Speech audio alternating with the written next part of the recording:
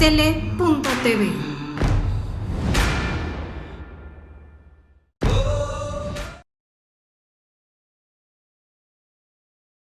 Querida audiencia, nuevamente por parte de Misión Mundial, estamos en la Embajada de la Federación Rusa entrevistando a un personaje del grupo diplomático, y nos acompaña Raúl Ángeles, quien presentará a nuestro invitado. Muchas gracias, Ernesto.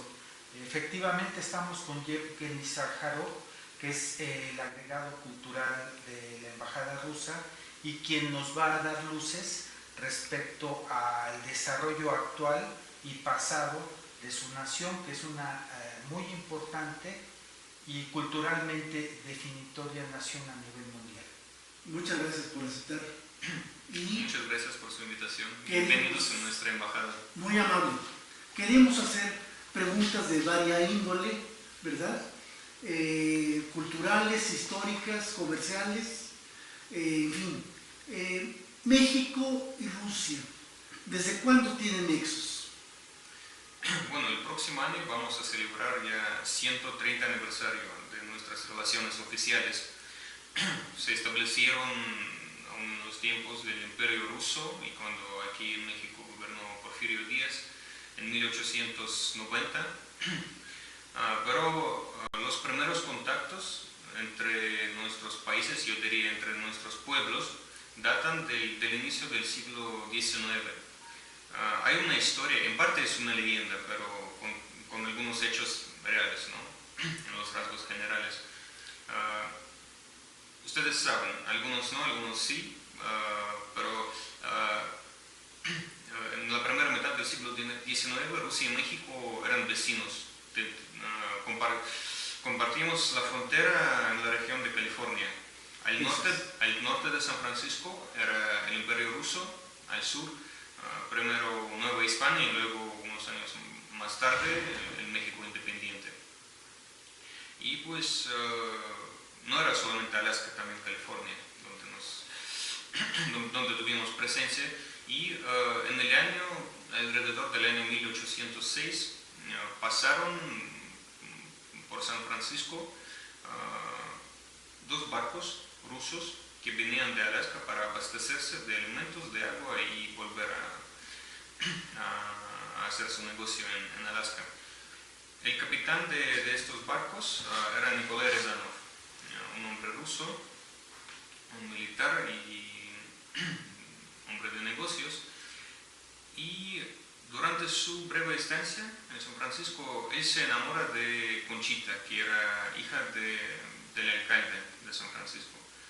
Se enamoran, pero el problema era que él no podía casarse tan fácil, porque él era ortodoxo y ella católica. En aquellos tiempos las costumbres eran más estrictas, ¿no? Sí. No es como ahora, y es más, era un reto porque no pudo comunicarse tan fácil con su emperador. Tenía que irse de América a San Petersburgo, en aquel entonces la capital de Rusia, del Imperio Ruso. Y Nikolai y Conchita se ponen de acuerdo en que Conchita lo esperara 2 años. Él primero cruza el Pacífico y luego a caballo corre por toda Siberia, pero en el camino se enferma y se muere en Siberia, cerca de la ciudad de Krasnoyarsk. Conchita,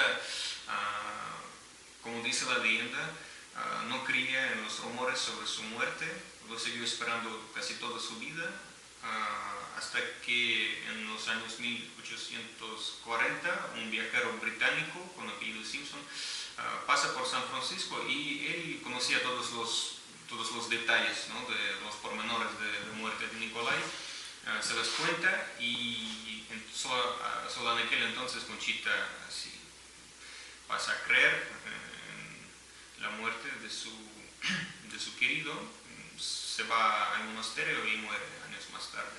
Pero en el inicio del siglo XXI esta historia tuvo una continuación, porque el alcalde de esta pequeña ciudad cerca de San Francisco, ahora norteamericana, donde está la tumba de Conchita, tomó una palmadita de tierra de su tumba y llevaron esta tierra a Rusia y a Krasnoyarsk, donde estaba la tumba de Nikolai. Y así los enamorados, Nikolai y Conchita, pues simbólicamente se juntaron, ¿no? Y pusieron en la tumba de Nikolai una cruz que dice, nunca, de un lado dice, nunca voy a olvidarte, de otro lado dice, nunca voy a verte. Así que siempre digo que por esa historia el primer contacto entre Rusia y México era de amor. Excelente. Adelante. Qué bellísima historia. ¿Podrías indicarnos cómo es como se genera la relación Rusia-México a partir de 1880 y a la actualidad, según cómo la enfocas? Bueno, son muchos años de historia. En los tiempos del Imperio Ruso no creo que estos contactos eran muy intensos, se intensificaron en los años 20 del siglo pasado, sobre todo con la embajadora Alexandra Kollontai, que de hecho era la primera mujer en el mundo en ser embajadora, lo fue en México. También tenemos en nuestra historia muchos hechos emblemáticos, ¿no? Que este es uno de estos hechos. México también fue el primer país, si no me equivoco, el primer país de América Latina en reconocer a la Unión Soviética. Luego, en los años 1930, estas relaciones se interrumpen por un momento, luego se restablecen, y de ahí ya contamos las páginas de la historia contemporánea, ¿no? Entre nuestros países. También en los años 20 hubo muchos contactos culturales entre nuestros países. Yo podría destacar, por ejemplo, la cercana amistad entre el poeta revolucionario ruso Vladimir Mayakovsky y el gran muralista mexicano Diego Rivera. Ellos eran amigos y Mayakovsky visitó México en 1926, si no me equivoco. Aquí pasaron un rato con Rivera. Mayakovsky se inspiró mucho en la cultura mexicana, incluso dejó varios versos bastante profundos sobre México, sobre la historia y el presente de México de aquel entonces. Así que este es el fundamento, ¿no? de nuestras relaciones. Hoy día tenemos unas relaciones multifacéticas y autosuficientes. ¿Por qué son autosuficientes? Eso significa que nuestras relaciones con México no dependen de relaciones que tenemos con otros países. Estamos aquí no para hacer amistades contra terceros países, no para construir muros, sino para tender puentes culturales, económicos, políticos entre Rusia y México. Y esto se corrobora con el hecho de que nuestras relaciones siempre habían sido buenas, esto independientemente de quién esté en el poder, tanto en la Ciudad de México como en Moscú. Eran buenas. Y por otra parte, esta relación bilateral es multifacética. Significa que abarca casi todos los ámbitos, ¿no? Tenemos un buen nivel del diálogo político, es permanente. Nuestros presidentes se reúnen y hablan nuestros cancilleres, los parlamentarios. Siempre intercambiamos visitas, así que es un diálogo bastante intenso. Por otro lado, por supuesto, es el componente económico. Es muy dinámico. El comercio bilateral entre Rusia y México está creciendo.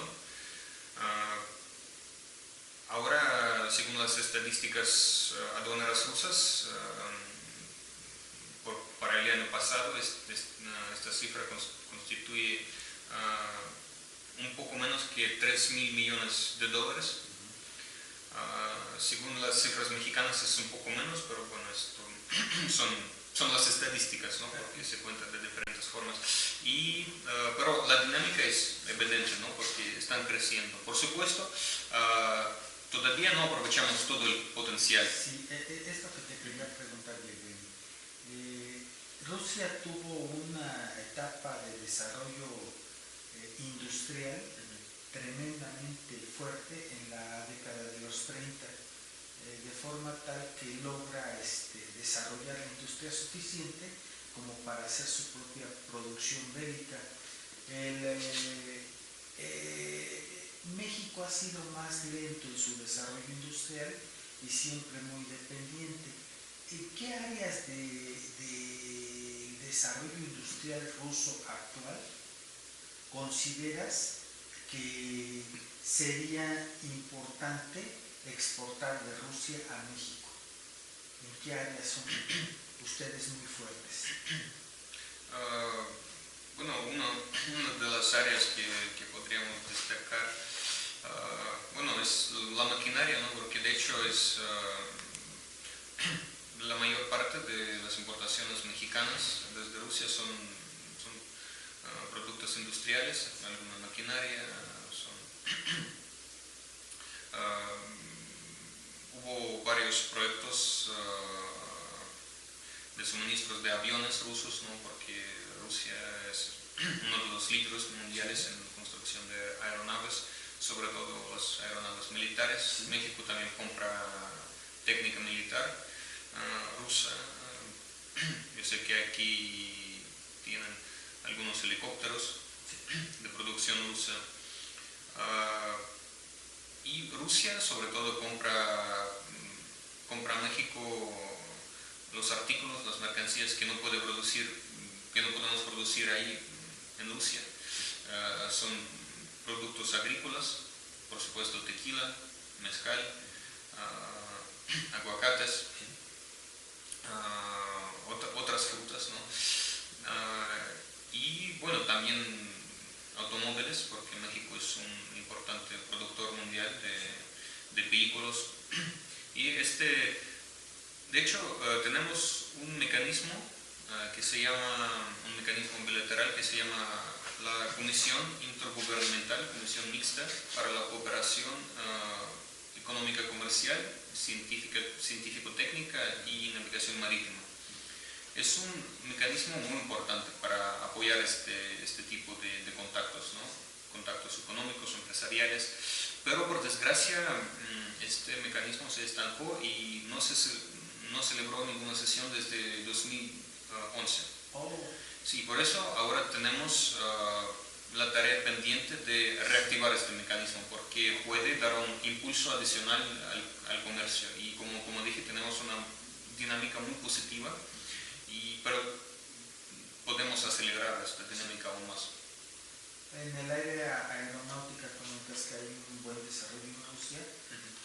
Tenemos conocimiento de que, siendo igual de eficientes sus aviones, son mucho más sencillos de operar y operan en mucho mayores condiciones difíciles que aviones con más sofisticación. Hay situaciones, por ejemplo, la Escuela Militar de Ingenieros está pensando en abrir la carrera de Ingeniería en Aeronáutica. Y ESIME, la Escuela del Politécnico, también desea ampliar sus áreas. ¿Estarías en un momento interesado en que hubiera un intercambio de maestros de ustedes hacia México? Sí, que yo sepa, este intercambio ya existe. ¿Sí? Se establece a nivel entre las universidades, ¿no? Directamente. ¿Sí? Tenemos esa práctica. Pero los profesores rusos trabajan en algunas universidades mexicanas y existe este intercambio académico. También los estudiantes mexicanos reciben becas gubernamentales por parte del gobierno de Rusia. No me acuerdo de la cifra exacta, pero son unas decenas de becas que damos anualmente a los mexicanos para que viajen a Rusia y estudien en las universidades rusas. Aparte de esta oferta académica, también hay muchos estudiantes mexicanos que pagan sus estudios en Rusia por sí solos, ¿no? Es decir, sobre la base comercial. Así que sí tenemos este tipo de cooperación, que es muy importante. ¿Podrías platicarnos respecto a cómo se dio el evento de la guerra patria? ¿Cómo son agredidos y cómo desarrollan ustedes? ¿Y cómo se levanta Rusia de esa hecatombe? Bueno, la Gran Guerra Patria, la Segunda Guerra Mundial en general son acontecimientos históricos muy importantes para nosotros porque Rusia, la Unión Soviética, perdió 27 millones de vidas en este conflicto. Y la mayoría de estas muertes son muertes de civiles por las atrocidades que hicieron los nazis en el territorio soviético ocupado. Pero también eran los militares, ¿no?, que sacrificaron sus vidas para liberar a los países de Europa, liberar del nazismo a la propia Alemania. Y pues, ¿por qué recordamos hasta hoy día esta guerra? Porque casi cada familia quedó afectada, ¿no? Algún familiar murió, al menos algún familiar murió en esta guerra, por eso claro que preservamos la memoria. Y hoy a menudo hay sugerencias, hay teorías de que la URSS junto con la Alemania nazi compartan la culpa de desatar la Segunda Guerra Mundial y aluden a pacto sobre la no agresión entre Alemania y la Unión Soviética. Pero se olvidan de que este pacto fue concluido en agosto de 1939 y la Unión Soviética era el último país de Europa, del mundo, en hacer un acuerdo con el gobierno de Hitler. Sí. Porque para aquel entonces ya tuvieron este tipo de acuerdos, ya hubo el pacto Pilsudski-Hitler, es decir, el pacto de no agresión entre Polonia y Alemania. Sí. Polonia era el primer país en hacer un pacto con Hitler en 1934. En 1938, en Múnich, se celebran acuerdos entre Gran Bretaña, Francia y precisamente Wilson, sí, Alemania. Pactan, los países occidentales dieron la luz verde para que los nazis desmembraran la Checoslovaquia. Y nosotros consideramos que tenemos que acordarnos de este evento porque, de hecho, buscaban chocar frente a frente a Alemania y la Unión Soviética, ¿no? Porque siempre dejaban a Hitler acercarse a las fronteras soviéticas. De hecho, la Checoslovaquia tuvo pacto de asistencia mutua con Francia y con la Unión Soviética, pero Francia traicionó a la Checoslovaquia porque ellos fueron entre los países que dieron la luz verde para la desmembración de Checoslovaquia y la Unión Soviética ofreció su ayuda. Nosotros dijimos que íbamos dispuestos a impedir la agresión de los nazis contra los checos y los eslovacos, pero el problema era en que las tropas soviéticas no podían pasar por el territorio polaco. Polonia dijo que no iba a hacer que esto fuera posible. ¿Y por qué? Porque ellos pensaban participar en esta desmembración de Checoslovaquia, porque ellos querían quitar una parte de Eslovaquia. Un pequeño territorio. Como cada año, ASTL hace la labor de ayudar a alguna organización. Este 2020 dona pañales. Estos tienen que ser para adultos y adolescentes. puedes traerlos a Santander, número 59, Colonia Insurgente Sur, Mixcoac, Delegación Benito Juárez. Esta misión la concluiremos hasta febrero. Te agradecemos que nos ayudes a ayudar.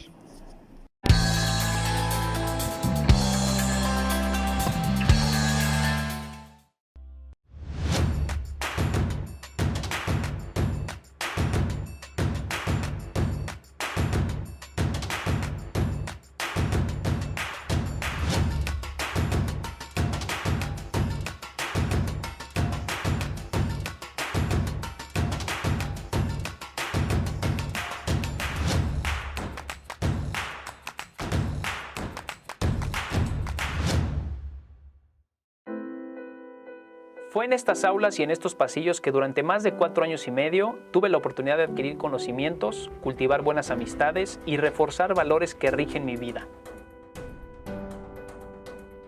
En mi gestión al frente de Jardines de México, trabajando con responsabilidad y honestidad, y en conjunto con un grupo multidisciplinario, hemos podido colocarnos como un punto emblemático del estado de Morelos y llegar a ser reconocidos como el jardín floral más grande del mundo. UNILA es más. Visita unila.edu.mx y conoce nuestra oferta académica.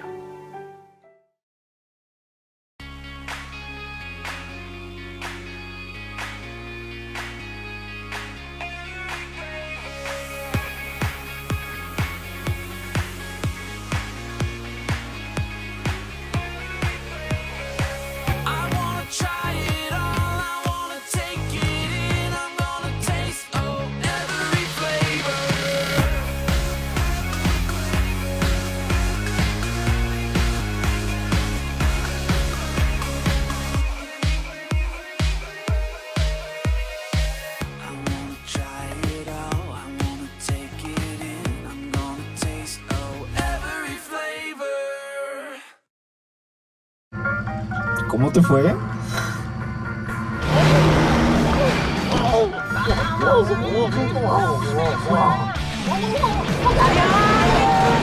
Entonces estás agotado.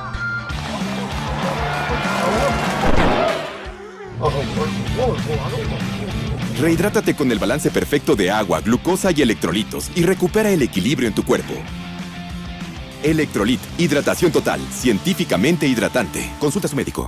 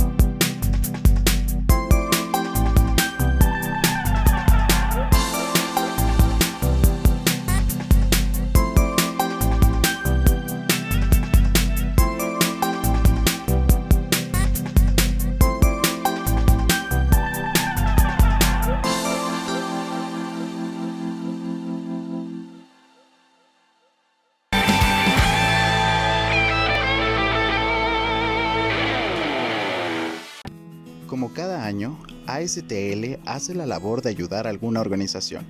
Este 2020 dona pañales. Estos tienen que ser para adultos y adolescentes. Puedes traerlos a Santander, número 59, Colonia Insurgente Sur, Mixcoac, Delegación Benito Juárez.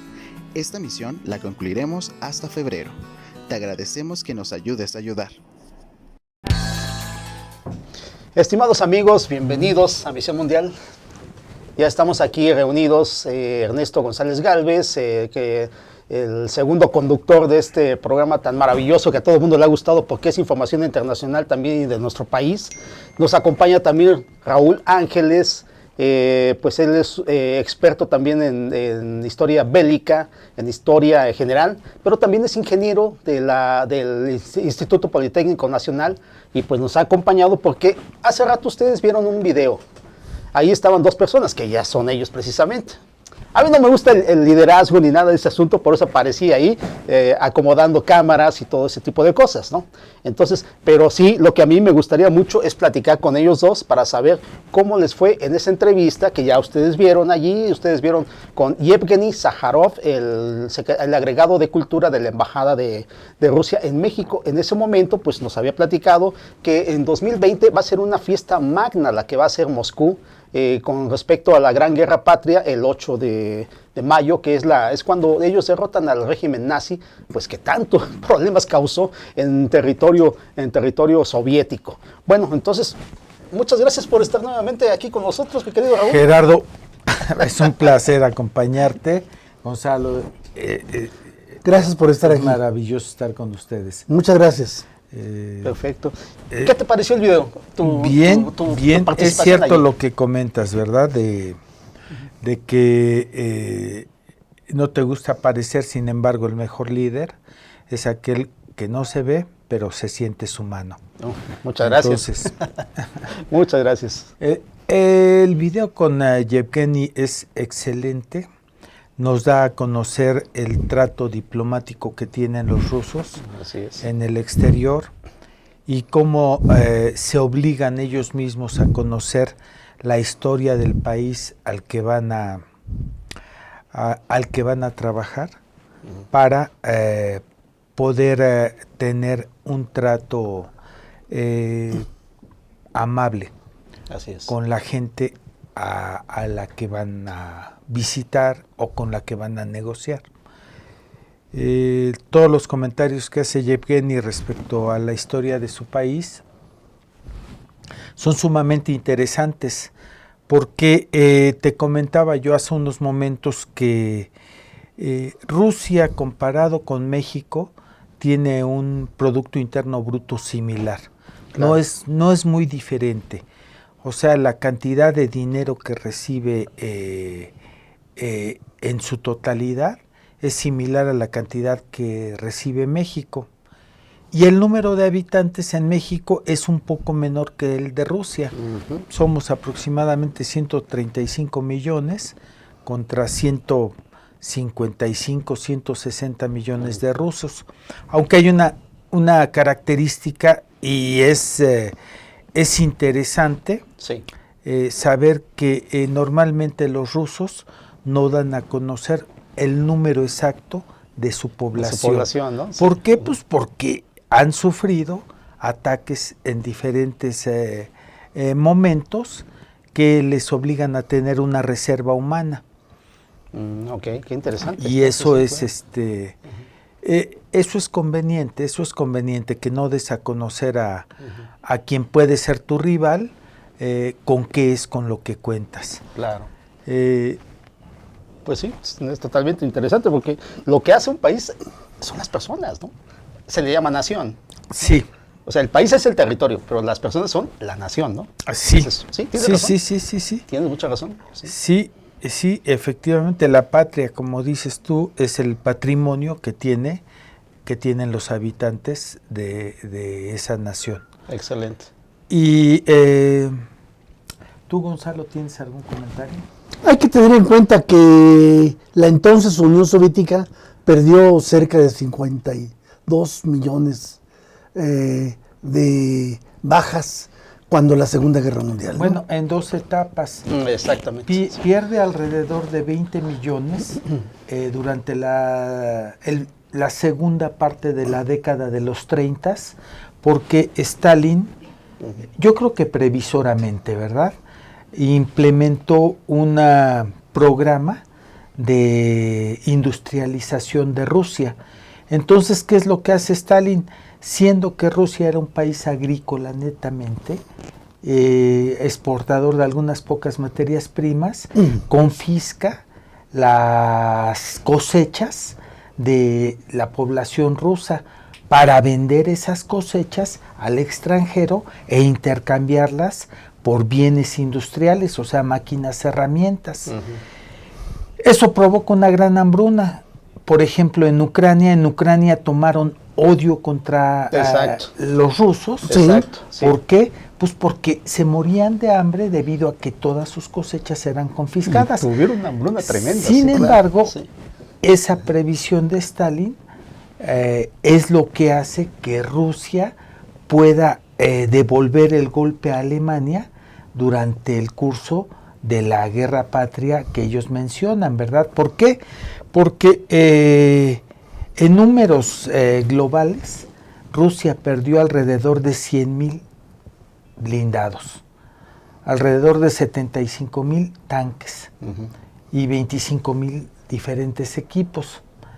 Una de las quejas de Hitler es que él no contaba con que en las primeras etapas de la invasión y del ataque alemán a Rusia, Rusia pudiera soportar la pérdida de 25,000 tanques y seguir enviando más tanques al frente de guerra. ¿Por qué? Porque Stalin había implementado esa industrialización y lo que eran las fábricas de tractores los adaptaron para se convirtieron en el chasis fábricas de tanque. Se convirtieron efectivamente en fábricas de tanques, ¿verdad? Sí. Y la otra cuestión es que cuando Hitler invade Rusia o la Unión Soviética, divide sus fuerzas en 3 frentes, cuando el más importante de esos frentes era el del sur, porque ahí estaban los campos petroleros de Bakú. Ya. Ellos pensaron que para diciembre iban a tener ganado todo. Los alemanes ni siquiera los proveyeron de ropa de invierno. Sí. Y lo irónico, cuando estaban en las puertas rechazando los de las puertas de Moscú, es cuando se suscita el ataque a Pearl Harbor, que es cuando entra del otro Japón, lado, ¿no? Del otro lado, ¿no? Claro. Pero los soviéticos no cejaron. Hubo dentro de las purgas un famoso general Tukhachevsky que bueno, fue muy sentida esa pérdida de ese general, pero cuando empezaron al principio a perder los soviéticos con tanto prisionero, decían es la venganza de Tukhachevsky. Bueno, efectivamente, ¿qué es lo que sucede en esa purga? Sucede que alrededor de 1933-34, Alemania tenía una colaboración con Checoslovaquia y esa colaboración era a nivel de intercambio de información militar y cosas así. Le hacen un 4 a Rusia de forma tal que le envían cartas falsificadas a los checoslovacos indicando que estos generales rusos le estaban pasando información a los alemanes, pero todo era falsificado. Y esas cartas los checoslovacos se las hacen llegar a Stalin y Stalin entra en un periodo donde se conmociona y piensa, duda hasta de su sombra. Entonces hace una purga de la mayoría de los altos mandos soviéticos, que eran los más capacitados. Si no le toca a Zhukov, sí, es porque Zhukov estaba en el frente de Siberia hasta casi Kamchatka, y Zhukov es el primero que enfrenta la agresión de los japoneses en esa área, sí, y los derrota. Y les gana. Y los derrota, efectivamente. Y efectivamente, los rusos, uno de los problemas es que Hitler retrasa el ataque a la Unión Soviética por alrededor de mes y medio, importantísimo por el clima, y si no tenían ropa de invierno. Sin embargo, habían incautado cientos de toneladas de ropa de invierno de los franceses, que aún así no servía, porque el invierno europeo es muy diferente al invierno ruso. Bueno, hay una situación también. Sí. En el año en que Alemania invade la URSS, cae la peor nevada que no había ocurrido en 40 años. Eso es lo que también dice, sí. Entonces, el general invierno, ¿verdad? Sí, efectivamente. Y la otra situación es que las estepas rusas, cuando empieza el invierno, se humedecen y el lodo, Sí, la tierra se claro. vuelve lodo, Entonces, y el lodo se vuelve sumamente pegajoso, Claro. y eso impide que avance cualquier equipo bélico motorizado de ruedas, una. Y la segunda es que el ferrocarril alemán tenía un ancho de vía diferente al ferrocarril ruso. El ferrocarril ruso era de vía estrecha y el Estrecha. alemán de vía ancha. Entonces, los suministros alemanes no podían ir por No ferrocarril llegaron. porque tenía que hacerse el tendido para las máquinas alemanes. ¿Sabes cómo se llamaba el lodazal que se hacía, verdad? No. Rasputitsia. Oh, muy bien, excelente. Está como, Más ni menos, sí. está como cuando empiezan a llegar los cohetes rusos, les llamaron los órganos de Stalin. Sí, Claro, es cierto. Sí, claro. los Katushka. Los Katusha, Katusha. sí, claro, así es. Y bueno, Pues, me preguntas, Pues- en plena guerra, en la Segunda Guerra Mundial perdieron cerca de 22 Bien, millones. efectivamente, previo a la Segunda Guerra Mundial y por las hambrunas pierden 20 millones, en su mayoría ucranianos. Ucranianos. Y ya durante el curso de la guerra patria que le llaman ellos, pierden 25 millones, de esos son 8 millones y medio de soldados, o sea, elementos destinados primordialmente a la guerra, y el resto son civiles. Una parte de esos soldados mueren a manos de los mismos comisarios soviéticos que en cada uno de los batallones tenían la orden Ajá. de eliminar a cualquiera que tuviera actos de cobardía. El que se echara para atrás lo ametrallaban ahí. Sí, Así. sí. Entre eso y tus propias filas que no toleran el que te retrases y vayas en detrimento del orgullo soviético, pues también te mataban. También. Pero bueno, vamos a seguir platicando un poquito sobre todo eso y vamos a hacer un poco de revista también sobre los temas internacionales más importantes que hay en el mundo y en México. Vamos a un corte y regresamos, se los prometo. Como cada año, ASTL hace la labor de ayudar a alguna organización. Este 2020 dona pañales. Estos tienen que ser para adultos y adolescentes. Puedes traerlos a Santander, número 59, Colonia Insurgente Sur, Mixcoac, Delegación Benito Juárez. Esta misión la concluiremos hasta febrero. Te agradecemos que nos ayudes a ayudar.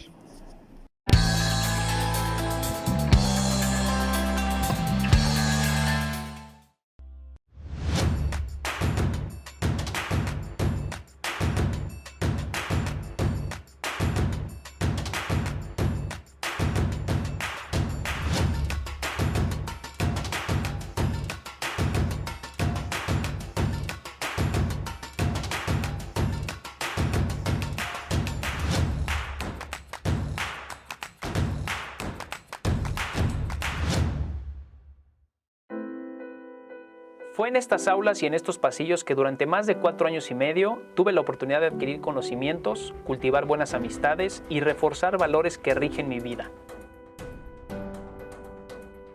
En mi gestión al frente de Jardines de México, trabajando con responsabilidad y honestidad, y en conjunto con un grupo multidisciplinario, hemos podido colocarnos como un punto emblemático del estado de Morelos y llegar a ser reconocidos como el jardín floral más grande del mundo. UNILA es más. Visita unila.edu.mx y conoce nuestra oferta académica.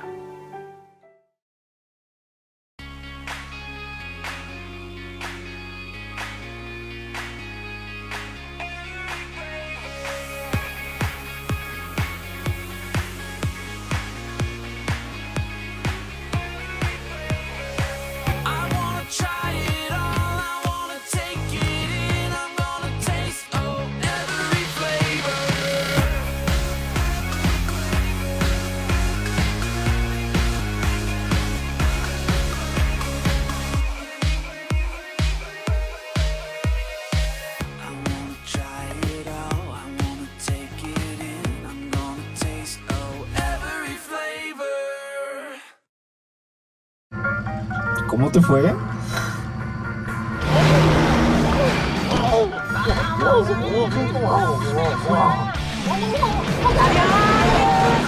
Entonces estás agotado.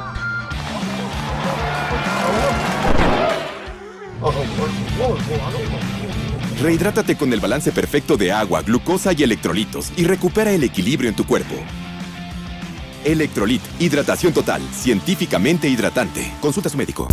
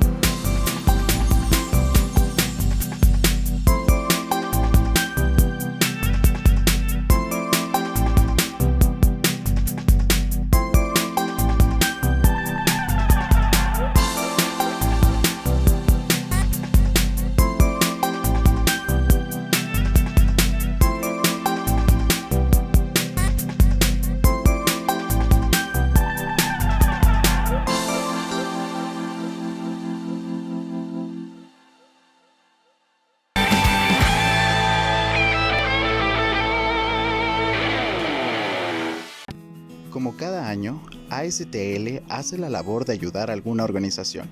Este 2020 dona pañales. Estos tienen que ser para adultos y adolescentes. Puedes traerlos a Santander, número 59, Colonia Insurgente Sur, Mixcoac, Delegación Benito Juárez. Esta misión la concluiremos hasta febrero. Te agradecemos que nos ayudes a ayudar. Amigos, regresamos en una emisión más del programa Misión Mundial. Hubo un acercamiento entre Rusia y México. En su momento estábamos por ser Alaska, territorio ruso, y México, que llegaba hasta más arriba de las Californias. Hubo un acercamiento entre una pareja, ¿verdad?, que se juraron amor eterno, aunque no volvieron a verse. Es la historia de amor de Conchita y Nikolai. Y Nikolai. El capitán Nikolai. Sí. Y bueno, pues por azares del destino no lograron volverse a ver. Él murió antes, pero las relaciones de México y Rusia no son tan distantes realmente del siglo XIX, ¿verdad? Sí, así es. Finales del siglo XVIII, sí. Ese acercamiento se ha acrecentado.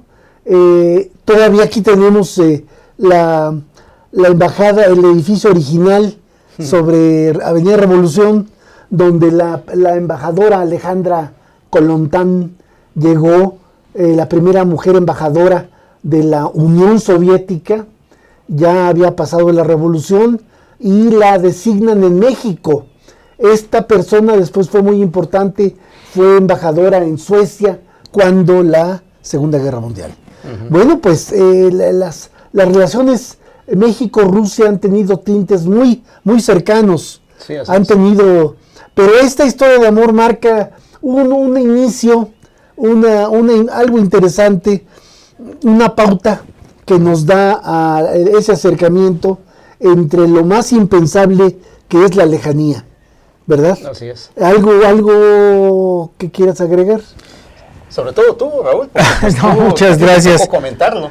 Sí, efectivamente, lo escuchamos el comentario de Yevgeny. Las historias de amor se dan en todos los países, ¿verdad?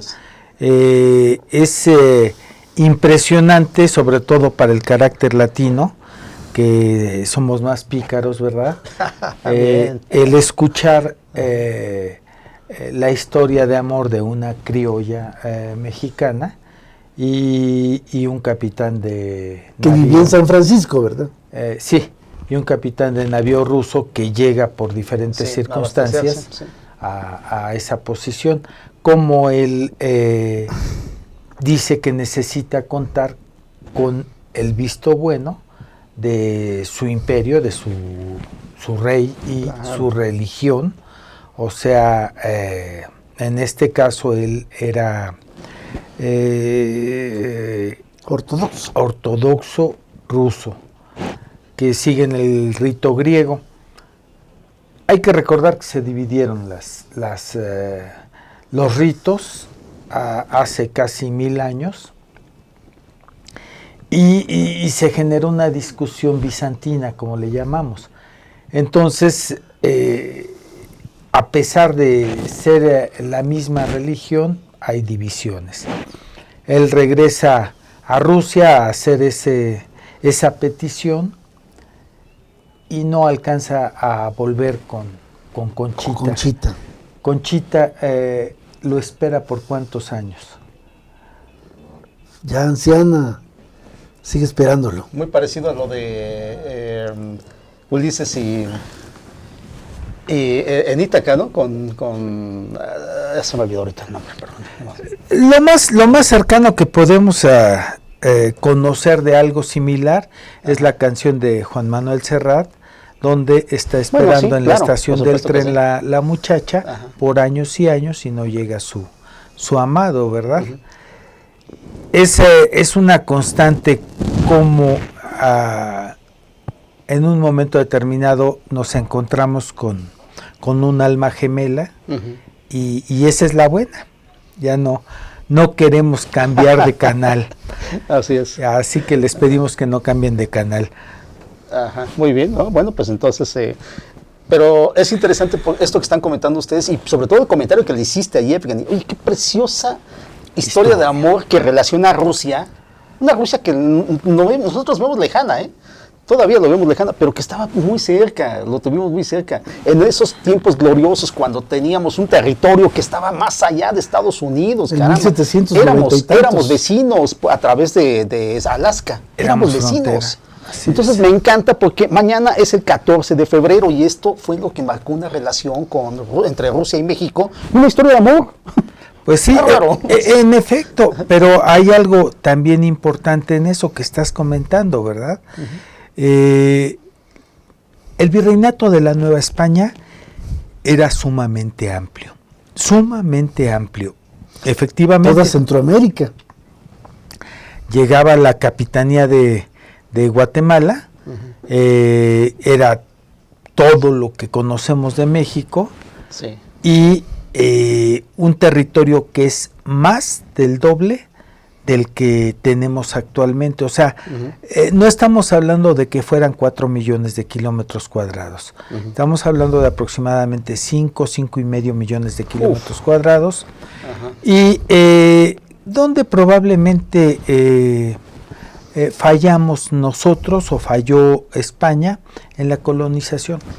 España no tenía los elementos humanos para colonizar y los españoles bien afincados en España no querían venir a México, venían quienes menos estudios o menos clase social tenían. Nada más, eso es interesantísimo, ¿no? Desatender una colonización. No le haces caso a algo, se te va. Sí, no, claro. Pues y primero fue Texas. Sí. Bueno, lo que sucede con Texas es un error mexicano. O sea, México permite que haya esa colonización, que ellos piden permiso de entrar a México, alegando diferentes problemas en su país, en Estados Unidos, piden venir a México, pero ya era un plan trazado con anterioridad. Hay que recordar que en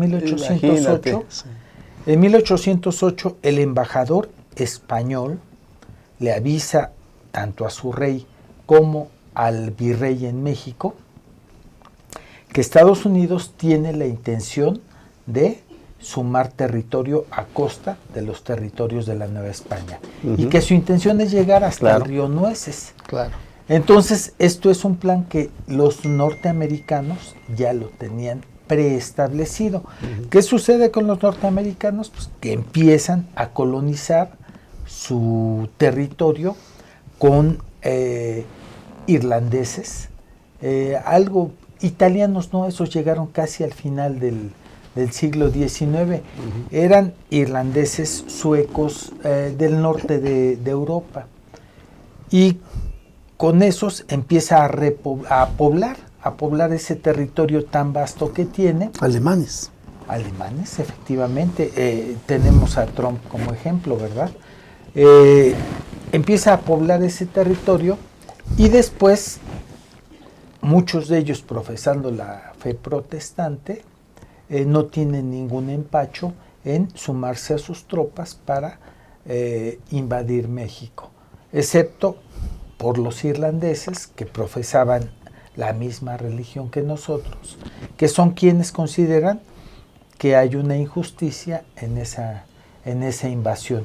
Y volvemos a lo de Conchita, ¿verdad? El batallón de San Patricio, ¿verdad? Así es, el batallón de San Patricio. Conchita, ¿qué sucede?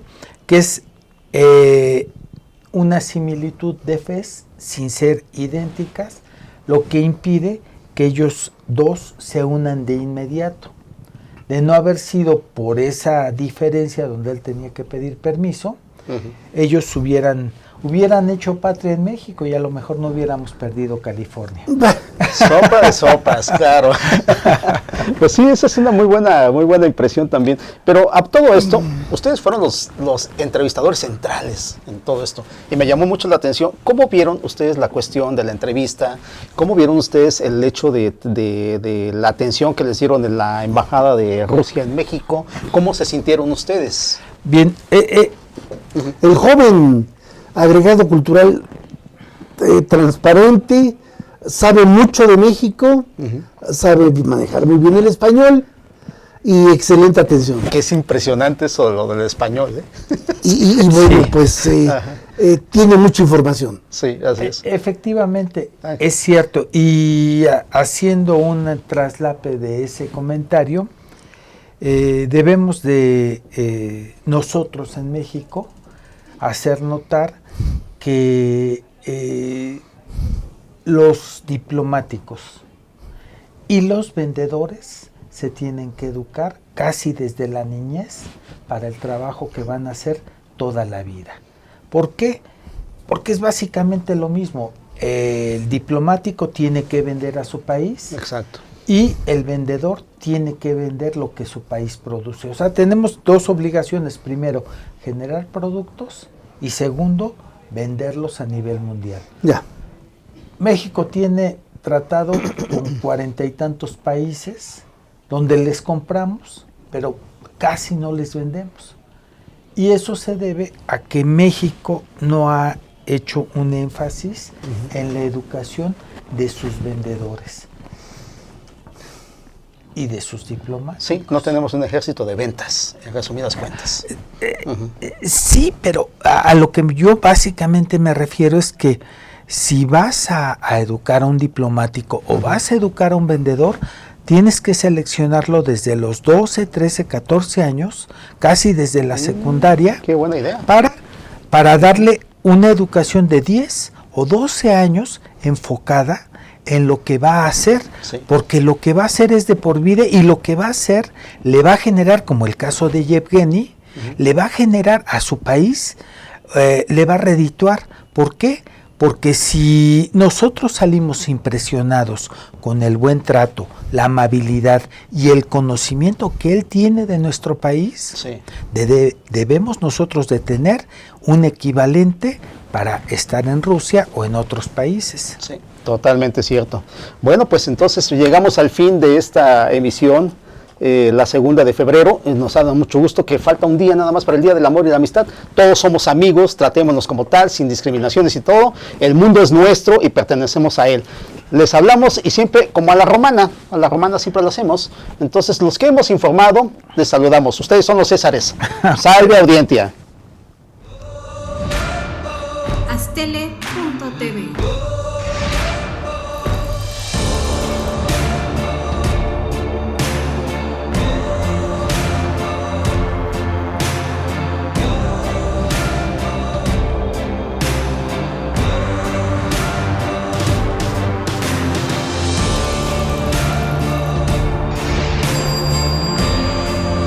Astele.tv.